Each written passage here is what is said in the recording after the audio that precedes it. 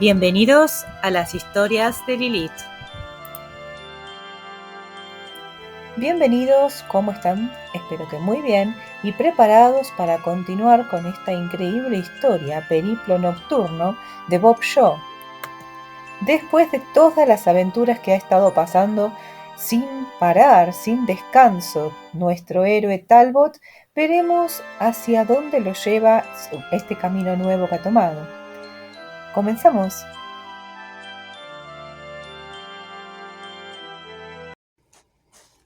Helen Just, 28 años de edad, soltera, guapa, licenciada en Ciencias Sociales en la Universidad Luterana, miembro de la familia del primer ministro del planeta, ocupando un alto cargo oficial, y un completo fracaso como ser humano. Mientras conducía hacia el norte, trataba de analizar las interacciones de carácter y circunstancia que la habían conducido a su actual situación. Existía su hermano mayor, desde luego, pero quizá resultaba demasiado fácil reprochárselo tanto a Carl. Había estado siempre allí, descollante, una especie de mojón marcando el camino a través de la vida. Pero con el paso de los años, el mojón se había desmoronado. La erosión empezó cuando sus padres y Peter, su hermano menor, murieron ahogados en un accidente a bordo de una canoa rápida cerca de Easthead. Carl, en su último año en la universidad, conducía la canoa. Después de aquello, empezó a beber más de la cuenta, lo cual hubiese sido bastante grave en cualquier otro mundo. En Lutero, donde la abstinencia formaba parte de la estructura política y social, era casi suicida. Logró resistir 3 años, trabajando como matemático en el Centro de Investigaciones Espaciales. Luego, una caja de brandy falsificado de contrabando le había costado la vista. Helen le había ayudado a instalarse en su finca particular, lo cual habría representado un gasto prohibitivo si el moderador no hubiera intervenido, en parte por sentimiento a la familia y en parte por el deseo de mantenerle apartado de la vida pública. Desde entonces, Helen había visto aumentar progresivamente la neurosis de Carl, cuya personalidad se desintegraba cada vez más. Al principio, Helen había creído que podría ayudarle, pero al mirar dentro de sí misma, no había encontrado nada que ofrecer a Carl, nada que ofrecer a nadie. Solo una tremenda sensación de insuficiencia y soledad. Intentó convencer a Carl para que emigrara temporalmente con ella a otro mundo, quizá incluso a la propia Tierra, donde una operación para proporcionarle alguna forma de vista artificial hubiera sido legal. Pero Carl había temido ir en contra de los deseos del moderador, enfrentarse a la atenuación de las facultades volitivas de los tránsitos parpadeo, abandonar el útero de oscuridad de su nuevo hogar. Cuando el recluso Winfield le había hablado de la idea de Talon de construir un aparato para ver, le había parecido la respuesta a todo, aunque al mirar atrás se daba cuenta de que se había equivocado al suponer que el hacer feliz a Carl en aquel aspecto particular compensaría sus insuficiencias personales. Había violado todas las normas para permitir la creación de aquellos aparatos, llegando demasiado lejos incluso para una protegida del moderador, solo para ver cómo Carl utilizaba sus nuevos ojos para buscar otras formas de oscuridad. Después de que Winfield y Talon llevaron a cabo su descabellada fuga, las autoridades de la prisión habían realizado una investigación preliminar.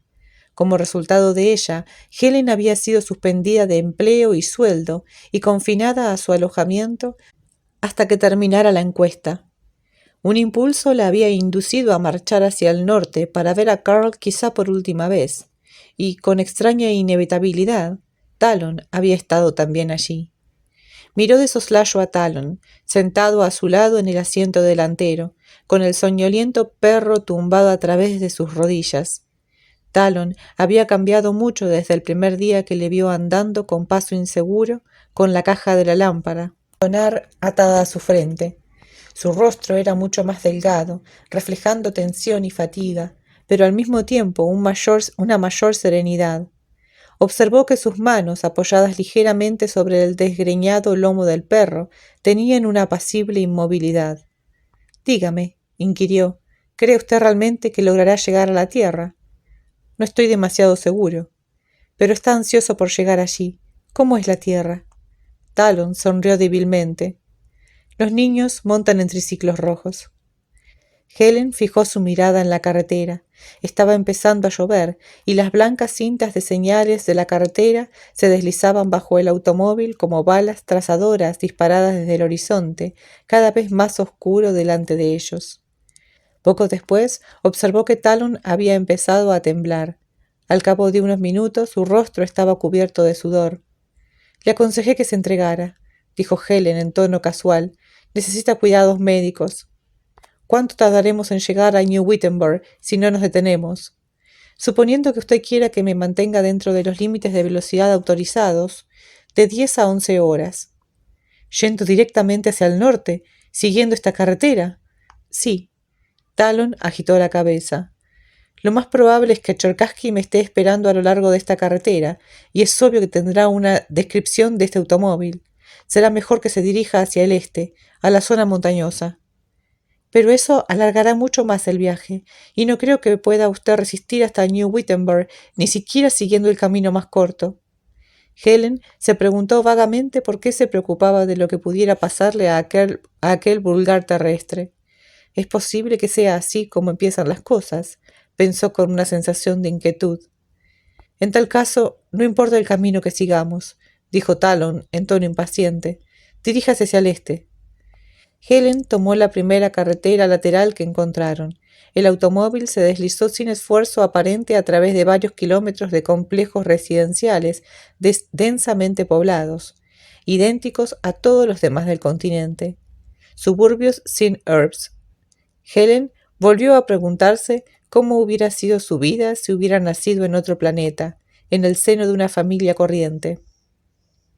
Sin el aislamiento social del rango, podría haberse casado y tener hijos, con alguien. El pensamiento llegó espontáneo, pero con la fuerza de un planeta en su órbita, como Talon. En otra vida ella podría haber viajado. Talon lo había hecho más que cualquier otra persona de las que ella había conocido hasta entonces. Miró de nuevo a Talon de soslayo. «¿Son muy terribles los vuelos espaciales?» Talon se sobresaltó ligeramente, y Helen se dio cuenta de que había empezado a adormilarse. No, le inyectan a uno tranquilizantes 1 hora antes del primer salto, y algo un poco más fuerte antes de que la nave llegue al portal, y cuando uno quiere darse cuenta, ya ha llegado. ¿Pero usted lo ha hecho alguna vez sin tranquilizante ni anestésicos? No lo he hecho nunca con ellos, dijo Talon con inesperada energía. La propulsión a través del no espacio, tal como nosotros la empleamos, tiene un gran fallo. Es la única forma de viaje ideada que no ensancha la mente. Los viajeros desvían sus cuerpos a través de la galaxia, pero mentalmente continúan dentro de la órbita de Marte. Si realizaran el viaje sin inyecciones de ninguna clase, de modo que pudiera saber lo que realmente significan los tránsitos parpadeo, las cosas podrían ser distintas. ¿Qué tipo de cosas? Por ejemplo, que usted sea una luterana y yo un terrestre.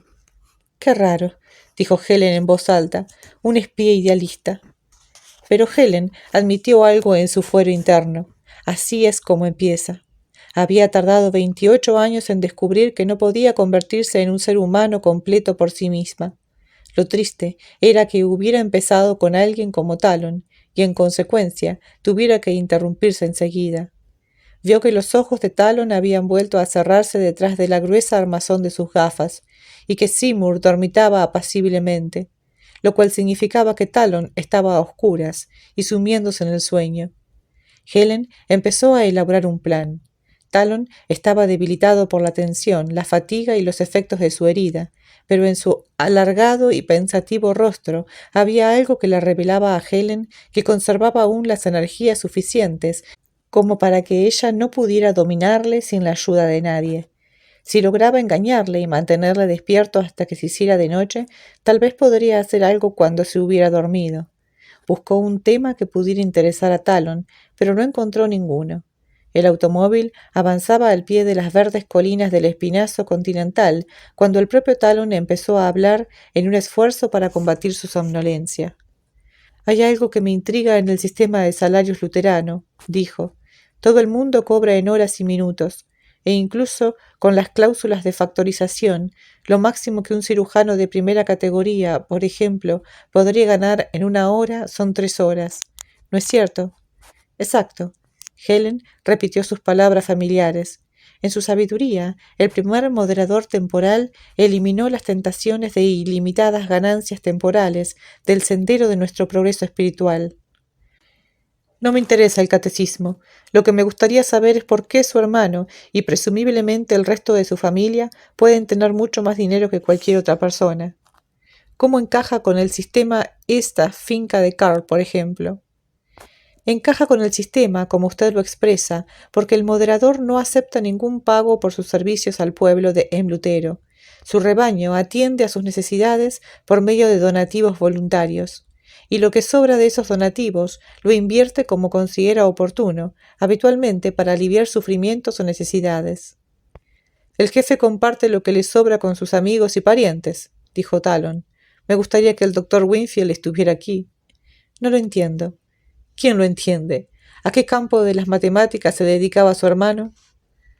Helen estuvo a punto de dar una respuesta sarcásticamente evasiva, adecuada para un agente político que metía sus narices en el reino de las matemáticas superiores.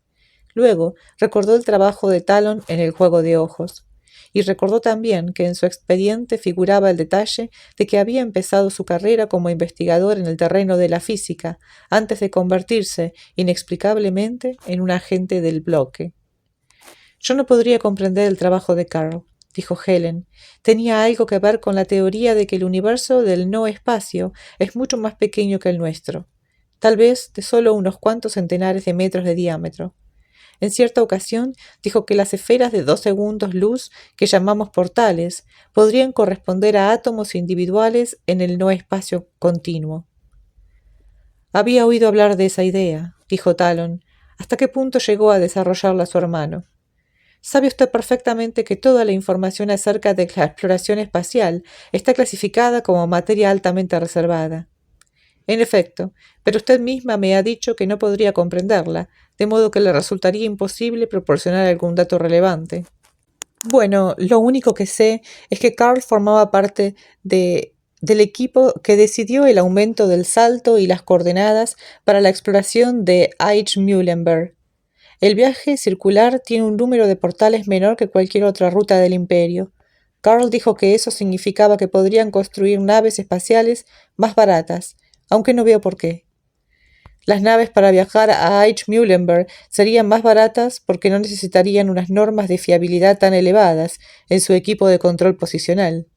Con un número inferior de saltos, habría menos probabilidades de que se produjera un accidente a lo largo del trayecto. Pero aquella exploración fue un éxito aislado, ¿no es cierto? No pudieron alcanzar ningún otro mundo utilizando el mismo principio matemático. Supongo que no, dijo Helen, concentrándose en las curvas ascendentes de la carretera, pero Carl no creía que fuera pura coincidencia. Sé cómo se sentía. Es muy duro dejar de lado una teoría perfectamente buena solo porque no encaja con los hechos. Sigue trabajando en ella. Carl está ciego. ¿Y qué? Talon habló bruscamente. Un hombre no tiene que tumbarse a la Bartola solo porque ha perdido sus ojos.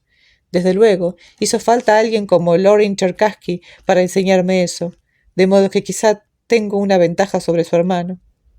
El señor Cherkassky, dijo Helen en tono impaciente, es un veterano ejecutivo del gobierno luterano y...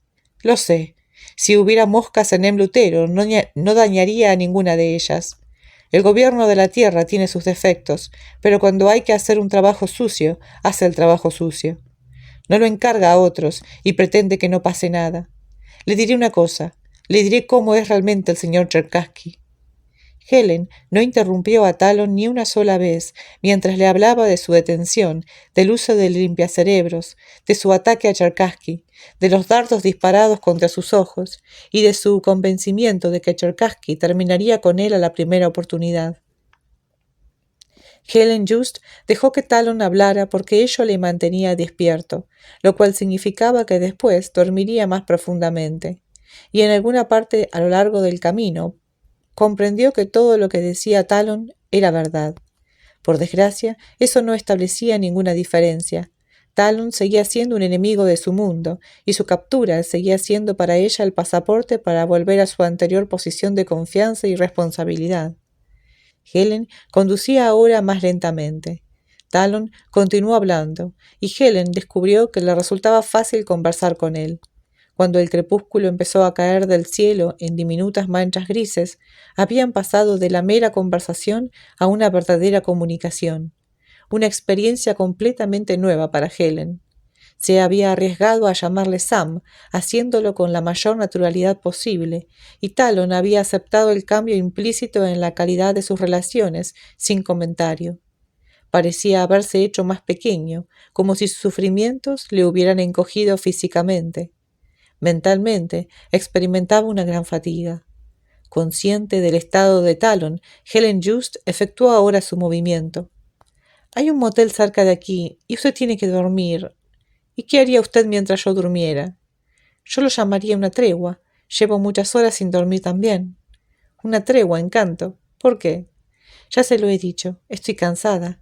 Además, usted corrió un riesgo para ayudar a Carl, y después de lo que me ha contado el señor Cherkassky, no quiero ser la persona que le entregue a él». Todo era verdad, y Helen descubrió que resultaba fácil mentir cuando se estaba diciendo la verdad. Talon asintió pensativamente, con los ojos cerrados y el sudor brillando en su frente. El motel se encontraba en las afueras de un pequeño complejo residencial situado al pie de una montaña. A lo largo de la parte central de la calle principal, los escaparates de una tienda brillaban a la media luz del crepúsculo, y unos tubos de neón de diversos colores eran hebras resplandecientes contra la impresionante masa negra de los picos de las montañas. La población estaba silenciosa, a pesar de lo temprano de la hora, como acurrucada debajo de una corriente invisible de viento helado que descendía de las mesetas en dirección al océano. Helen estacionó el automóvil delante de la oficina del motel y pagó por un chalet doble. El conserje era un hombre de edad mediana, con unos ojos soñolientos y una camisa desabotonada, el arquetipo de todos los conserjes de motel, que tomó el dinero de Helen maquinalmente, sin parecer escuchar su historia de que su marido padecía un fuerte resfriado y tenía que acostarse lo antes posible. Helen tomó la llave y condujo el automóvil a lo largo de la hilera de chalets cubiertos de enredaderas hasta el número 9. Talon empuñaba la automática con su mano derecha cuando Helen abrió la portezuela del automóvil a su lado, pero temblaba tan violentamente que Helen casi estuvo tentada de desarmarle por sí misma. Sin embargo, no había necesidad de correr aquel riesgo, por leve que fuera. Ayudó a Talon a salir del automóvil y a entrar en el chalet, sosteniendo casi la mitad de su peso. Talon murmuraba disculpas y agradecimientos a nadie en particular, y Helen supo que estaba al borde del delirio. Las habitaciones eran frías y olían a nieve. Helen acostó a Talon, que se enroscó voluptuosamente, como un chiquillo cuando ella le tapó con las mantas. «Sam», susurró Helen, «hay una farmacia a un par de manzanas de aquí. Voy a buscar algo para usted. Volveré enseguida». «Eso está bien. Tráigame algo». Helen se incorporó con la automática en su mano. Había ganado, y había resultado fácil. Talon habló mientras ella se dirigía hacia la puerta del dormitorio. «Helen», dijo débilmente, llamándola por su nombre de pila por primera vez, «pídale a la policía que me traiga unas cuantas mantas más cuando venga». Helen cerró la puerta rápidamente y corrió a través del pequeño cuarto de estar hacia el frío aire nocturno. ¿Qué importaba que Talon supiera a dónde iba ella? Su mente se extravió en un interminable diálogo espejo. «Lo sé que tú lo sabes, sé que tú sabes que yo lo sé». La verdad del asunto, decidió, era simplemente que se sentía culpable ante la idea de entregar a Talon, sabiendo lo que ahora sabía acerca de Cherkassky, sabiendo lo que ahora sabía acerca de Talon. Él estaba demasiado enfermo para evitarlo, pero había sido importante para Helen engañar a Talon exactamente igual que le hubiera engañado si su salud hubiera sido perfecta. Talon había adivinado su jugada. De acuerdo. Helen podía soportar el sentirse un poco más culpable. Helen abrió la portezuela del automóvil y subió. Seymour se desenroscó del asiento del pasajero y lamió su mano. Apartando al perro de ella, Helen alargó la mano hacia el panel de la radio. y la retiró antes de alcanzarlo. Su corazón había iniciado un lento y rítmico golpeteo que erizó los cabellos de sus sienes. Helen se apeó del automóvil y volvió a entrar en el chalet, cerrando la puerta detrás de ella. Mientras se inclinaba sobre el lecho y miraba el juego de ojos de su rostro, Sam Talon se removió intranquilo y gimió en sueños. Así es como empieza, pensó Helen, mientras desabotonaba la blusa de su uniforme. Una mañana de primavera, embellecida por gases de niebla de suaves colores, había descendido sobre New Wittenberg, aportando una sensación de vida a las calles bordeadas de árboles, tendiendo franjas de clara luz solar a través del desierto asfalto de la terminal del espacio. «Ya hemos llegado», dijo Talon, cuando el automóvil remontó una elevación del terreno en la carretera y vio la ciudad extenderse detrás de él. «Puedo ir andando desde aquí». «Tenemos que separarnos». Helen desvió el automóvil a un lado de la carretera y dejó que se posara en el suelo. «Estoy segura de que podría ayudarte». «Tiene que ser así, Helen. Eso fue lo que acordamos». Talon habló en tono firme para ocultar su propio desaliento ante la idea de tener que separarse de Helen. Los 5 días que habían pasado juntos en el motel habían transcurrido como otros tantos segundos. En términos de afectar a su vida, sin embargo, podrían haber sido décadas. El amar a Helen había encontrado al mismo tiempo juventud y un nuevo nivel de madurez. Pero ahora la cápsula del tamaño de un guisante, enterrada en su cerebro, había adquirido una importancia superior, incluso a la del nuevo planeta que representaba. Otros 2 mundos estaban en juego, ya que si estallaba la guerra, ni la Tierra ni Lutero sobrevivirían en su forma actual. Le había costado mucho convencer a Helen de que debían separarse al llegar a New Wittenberg. Helen no se había impresionado en lo más mínimo cuando Talon observó que el marcharse del pabellón desafiando una orden no significaba nada comparado con lo que sería si las sorprendían en compañía de él. Al final, Talon tuvo que decirle que no podría establecer contacto con sus propios agentes mientras le acompañara un funcionario de la prisión del gobierno. «Me llamarás a mi hotel, ¿verdad, Sam?» «Te llamaré». Talon la besó una vez, brevemente, y se apeó del automóvil. Mientras cerraba la portezuela, Helen le sujetó de la manga. «Me llamarás, Sam. No te marcharás sin mí». «No me marcharé sin ti», mintió Talon. Con Seymour acurrucado bajo su brazo, echó a andar hacia la ciudad. El automóvil del color azul celeste pasó rápidamente por su lado, y Talon intentó dirigir una última mirada a Helen, pero Seymour desvió su cabeza en dirección contraria. Talon había considerado necesaria la separación, porque si Cherkassky y él tenían que encontrarse de nuevo, sería aquí, en New Wittenberg. Lo malo era que, pasara lo que pasara, la separación iba a ser permanente.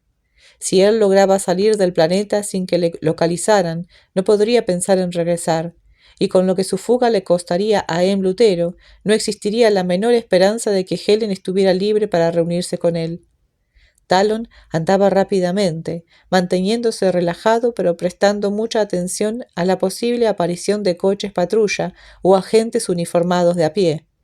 No tenía ningún plan concreto para establecer contacto, pero New Wittenberg era la única ciudad de Lutero en la que el bloque había podido montar una organización eficaz. Sus órdenes originales habían sido las de permanecer en las cercanías de la terminal del espacio hasta que alguien contactara con él, y eso era lo que estaba haciendo ahora, 3 meses más tarde. Teniendo en cuenta la publicidad que se había dado a su fuga del pabellón, era lógico pensar que la organización habría efectuado los debidos preparativos para recibirle. El contacto llegó antes de lo que esperaba. Talon avanzaba por una calle tranquila, paralela a la del hotel donde había empezado todo, cuando perdió súbitamente la visión. Se detuvo, tratando de dominar su pánico, y luego descubrió que al mover ligeramente sus ojos hacia la izquierda recuperaba la vista. Evidentemente, el rayo señal del juego de ojos había sido desviado del nervio óptico. Acababa de decidir que tenía que proceder del interior de un gran camión estacionado junto a él en la acera, cuando... ¡Snap! Talon se tambaleó y buscó dónde agarrarse. estaba dentro de una caja estrecha y alargada, tapizada de circuitos eléctricos e iluminada por un solo fluorescente en la parte superior. Unas manos le sujetaron por detrás, sosteniéndole. Un truco muy limpio, dijo Talon. Supongo que estoy dentro del camión. En efecto, dijo una voz. Bienvenido a New Wittenberg, Sam. Talon dio media vuelta y vio a un hombre alto, estrecho de hombros, de aspecto juvenil, con los cabellos alborotados y una nariz ligeramente aplastada. Ambos se tambalearon cuando el camión se puso en marcha. Soy Vic Fordyce, dijo el hombre. Empezaba a creer que nunca llegarías aquí. También empezaba a creerlo yo. ¿Por qué no fue alguien hacia el sur para intentar localizarme a lo largo del camino? Lo hicieron, y la mayoría de ellos se encontraron en el pabellón en menos que canta un gallo. Los muchachos de la PSL debían controlar a todos los terráqueos del planeta. Un movimiento sospechoso, y a la jaula. Imaginaba algo por el estilo, dijo Talon. Cherkassky tiene muchos defectos, pero entre ellos no figura la falta de minuciosidad. Pero, ¿de quién fue la idea de pescarme en la acera? ¿No habría sido más fácil abrir la puerta y silbar? Fordyce sonrió. Eso es lo que yo dije, pero este cacharro fue construido especialmente para pescarte, como tú dices, de un crucero de la PSL si era necesario, y supongo que no querían desaprovechar un mecanismo tan cuidadosamente preparado. Y, hablando de mecanismos especiales, ¿son esas gafas el aparato de radar del que hemos oído hablar? ¿Cómo diablos pudiste construir algo semejante? Talon pensó en Helen Just, y el pensamiento le dolió.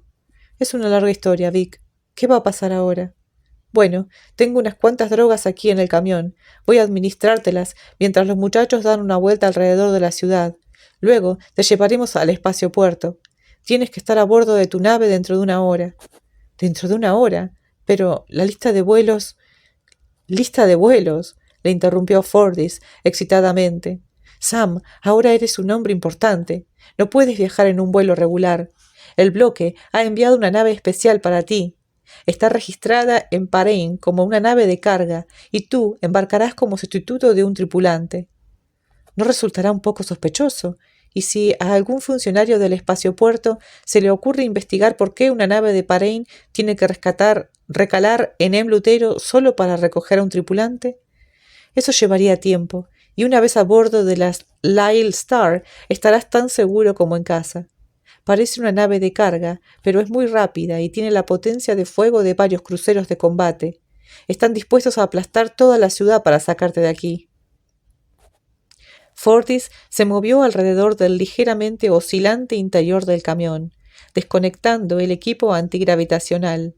Talon se sentó sobre una caja y acarició a Seymour, que yacía sobre sus rodillas y emitía leves gruñidos de satisfacción. Después de lo que había pasado, pensó Talon, resultaba imposible creer que estaba casi a salvo. Dentro de una hora, de un mero centenar de minutos, estaría a bordo de una nave y a punto de despegar de New Wittenberg, dejando detrás de él a Loren Cherkassky, al pabellón, al Marjal, a Amanda Weisner, a todo lo relacionado con este mundo. Y a Helen. El pensamiento de dejarla a ella resultaba especialmente doloroso, ahora que la ruptura final era inminente. Fordyce desplegó un catre en forma de camilla a lo largo del suelo y abrió una caja de plástico negro. Hizo un gesto señalando el catre. Vamos, Sam, túmbate aquí y pongamos manos a la obra. Me han dicho que duele un poco, pero el dolor desaparece en unas cuantas horas. Talon se tumbó y Fordyce se inclinó sobre él. En cierto sentido, estás de suerte, dijo Fordyce, llenando una jeringuilla. El disfrazar la pigmentación del ojo y el diseño de la retina es siempre la operación más dolorosa, pero tú no tienes que preocuparte por ella, ¿verdad? Hablas como el médico del pabellón, replicó secamente Talon. Él también disfrutaba con su trabajo. El tratamiento no era tan malo como Talon había imaginado. Algunos de los procesos, oscurecer su piel y aclarar el color de sus cabellos, eran completamente indoloros. Otros dolían un poco o resultaban molestos. Fordyce operaba rápida y expertamente, mientras aplicaba las inyecciones necesarias. Algunas de las agujas fueron insertadas inmediatamente debajo de la piel de las yemas de los dedos de Talon, distorsionando las huellas dactilares. Algunas fueron hundidas profundamente en grupos musculares importantes, produciendo tensión o relajamiento, modificando sutilmente su postura, sus dimensiones corporales, incluso su manera de andar. Las mismas técnicas, a una escala reducida, fueron aplicadas a su rostro. Mientras las drogas ejercían su efecto, Fordyce ayudó a Talon a cambiarse de ropa sin conservar ni una sola de las prendas que llevaba. El traje era gris, de confección y barato, muy adecuado para un modesto tripulante de una nave espacial temporalmente en paro. Talon saboreó el tacto civilizado de la ropa limpia contra su piel, y especialmente de los zapatos y calcetines, a pesar de que los zapatos estaban preparados para hacerle parecer más alto. «Hemos terminado, Sam», dijo finalmente Fordyce, con visible satisfacción. «No te reconocería ni tu propia madre, por decirlo de alguna manera. Aquí están tus documentos y tu nueva identidad. Son más que suficientes para que pases sin novedad los puestos de control del espaciopuerto. ¿Qué pasa con el dinero? No lo necesitarás. Te dejaremos en la misma terminal. Tendrás que desprenderte del perro, desde luego. Seymour se quedará conmigo. Pero, ¿y si...? ¿Acaso mencionaron a un perro que me acompañaba? ¿En fuentes oficiales? ¿En algún periódico? ¿O en los noticierios? No, pero... Entonces Seymour se queda. Talon explicó que su juego de ojos funcionaba captando señales de los nervios ópticos de los ojos del perro. Y además, él apreciaba a Seymour y no estaba dispuesto a deshacerse de él. Fordyce se encogió de hombros como si el asunto le tuviera sin cuidado. El camión empezó a aminorar su velocidad y Talon cogió al perro. «Ya hemos llegado, Sam», dijo Fordyce. «Estamos en la terminal del espacio. Cuando hayas cruzado la verja principal, dirígete hacia el lado norte. Encontrarás a la Lyle Star en el muelle número 128. El capitán Tweedy te estará esperando». De pronto, Talon se sintió invadido por una especie de aversión. El espacio era enorme, frío e interminable, y él no estaba preparado para el viaje. «Escucha, Vic», dijo, «esto es algo precipitado, ¿no crees? Yo esperaba hablar con alguien aquí, en New Wittenberg. ¿No desea verme el jefe de la célula? Estamos actuando de acuerdo con las instrucciones del bloque. Adiós, Sam». En cuanto Talon se hubo apeado, el camión reemprendió la marcha. Talon alzó a Seymour hasta su pecho y examinó el kilómetro de extensión de las entradas de pasajeros y de carga, desde las cuales se desplegaban en abanico hacia un deslumbrante horizonte de hormigón blanco diversos ramales de pistas y pasillos rodantes. Vehículos de todas las formas y tamaños se deslizaban entre los edificios de recepción, almacenes y amplios hangares de servicios. Los resplandecientes lomos de las naves en sus soportes reflejaban el sol matinal, y muy alta en el azul del cielo brillaban otras naves disponiéndose a iniciar su descenso. Talon respiró profundamente y echó a andar. Descubrió que el tratamiento no solo había cambiado su aspecto, sino que también le hacía sentirse distinto. Andaba con un paso regular, pero al mismo tiempo con un extraño ritmo, observando que autobuses y taxis descargaban sus pasajeros en la parte exterior de las verjas y en el sistema principal de pasillos rodantes. Uniéndose a la corriente de peatones, encontró la entrada reservada para funcionarios del puerto y tripulantes de las naves. Un empleado de aspecto aburrido apenas hojeó sus documentos antes de devolvérselos. Talon observó que en la oficina, detrás del empleado, había otros 2 hombres que al parecer no hacían nada. También ellos parecían completamente desinteresados en el personal de vuelo. Pero Talon estaba convencido de que unos sensores, conectados a una computadora, le habían examinado y medido de pies a cabeza, y habrían dado la alarma si Talon hubiera coincidido con unas determinadas descripciones. Maravillado de la facilidad con que había pasado el puesto de control, Talon subió al pasillo rodante que conducía hacia el sector norte, buscando la Lyle Star, mientras la rápida cinta le transportaba entre hileras de naves. Hacía mucho tiempo que no había estado tan cerca de buques espaciales, y a través de los ojos de Seymour los veía con una nueva claridad, súbitamente consciente de lo irreales que parecían a la luz de la mañana. Los enormes elipsoides de metal reposaban indefensos en sus soportes, muchos de ellos con escotillas erguidas como alas de insectos. Junto a la escotilla abierta había numerosos vehículos con mecanismos idóneos para manejar la carga. En el sistema luterano no había otros mundos explorables, de modo que todas las naves del puerto eran embarcaciones interestelares, equipadas con 3 sistemas motrices completamente independientes. Los motores antigravedad eran utilizados en el despegue, permitiendo que las grandes naves cayeran hacia arriba en el cielo. Pero solo eran eficaces mientras existía un fuerte campo gravítico, susceptible de ser retorcido sobre sí mismo. Cuando un portal de un planeta era de larga distancia, como ocurría en la mayoría de los casos, los motores de reacción iónica impulsaban a las naves del modo tradicional. Luego entraban en juego los motores para el no espacio, que de un modo solo a medias comprendido, absorbían las grandes naves a otro universo en el cual la partida de energía contra masa se desarrollaba bajo normas distintas. Talon observó que, de los numerosos uniformes que veía dentro y alrededor de la terminal, los cordones grises de los agentes de la PSL eran los que más abundaban. No cabía duda de que habían tendido la red para él y que de momento la había burlado. Aunque los recursos de Cherkassky eran limitados comparados con los del bloque, este era, después de todo, su suelo natal. Casi parecía... Apareció un letrero con la indicación número 128, y Talon pasó lateralmente a franjas del pasillo progresivamente más lentas hasta que pudo saltar al suelo. Echó a andar a lo largo de una hilera de naves, buscando el emblema del centauro que llevaban los buques del Parén. Había dado un par de docenas de pasos cuando un gigante de hombros anchísimos, vistiendo un uniforme negro con una insignia dorada, surgió de detrás de una grúa a cuya sombra había estado acechando. —¿Es usted Talon? —El mismo. A Talon le desconcertó el tamaño del desconocido. Todo el mundo le parecía muy grande visto a través de los ojos que llevaba bajo el brazo, pero este hombre era extraordinario, una impresionante pirámide de músculo y hueso. —Soy el capitán Tweedy, de la Lylestar. Me alegro de que lo haya conseguido, Talon. —Yo también me alegro. ¿De dónde está la nave? Talon se esforzó en dar a su voz un tono optimista, pero no dejaba de pensar en los 80.000 portales existentes entre Lutero y la Tierra. Pronto estarían entre Helen y él. Helen estaría esperando en una habitación de un hotel de New Wittenberg, y él se encontraría a 80.000 portales de distancia, sin ninguna posibilidad de regresar. Cabellos rojizos y ojos color whisky. Ningún color en la oscuridad. Desearía estar junto a Helen. Ningún color, solo textura y calor y comunión. Noche y día llora por mí.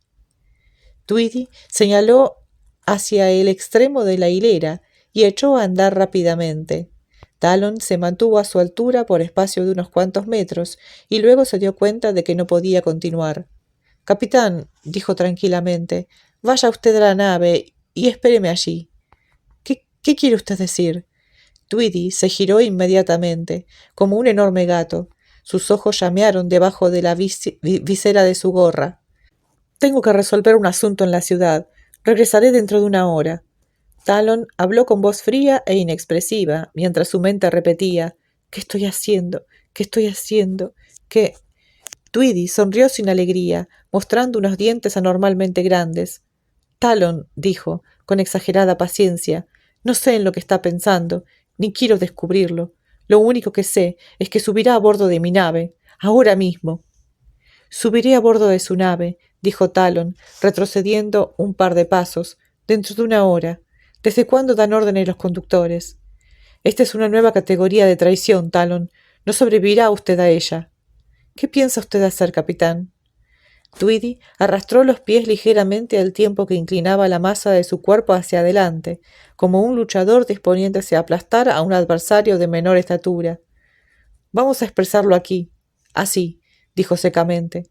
El bloque está interesado en que su cabeza llegue a la tierra. El hecho de que continúe unida a su cuerpo, o no, es un detalle que carece de importancia. —Le costará trabajo capturarme —dijo Talon, retrocediendo un poco más—, a no ser que quiera llamar a un policía. Hay muchos por aquí en este momento.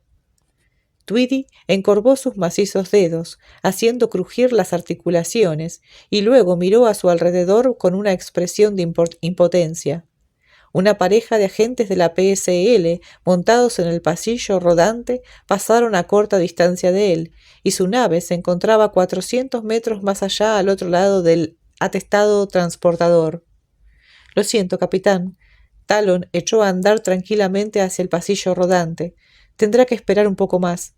Entretanto, puede prepararme una celda G más cómoda. Le advierto, Talon. La voz de Tweedy sonó ronca de rabia y de frustración. Que si sube usted a ese pasillo rodante, hará el viaje de regreso a la Tierra dentro de una sombrerera. Talon se encogió de hombros y siguió avanzando. 10 minutos más tarde se encontraba en la carretera en el exterior de la entrada del aeropuerto. Salir había resultado más fácil todavía que entrar. Guardó sus documentos en un bolsillo interior, instaló a Seymour en una postura más cómoda contra su pecho y pensó en la mejor manera de llegar al hotel de Helen. A su derecha se produjo una conmoción en una de las entradas y Talon giró maquinalmente en dirección contraria. Tardaría algún tiempo en llegar hasta Helen y tendría que mostrarse más prudente que nunca. Tweedy no había bromeado.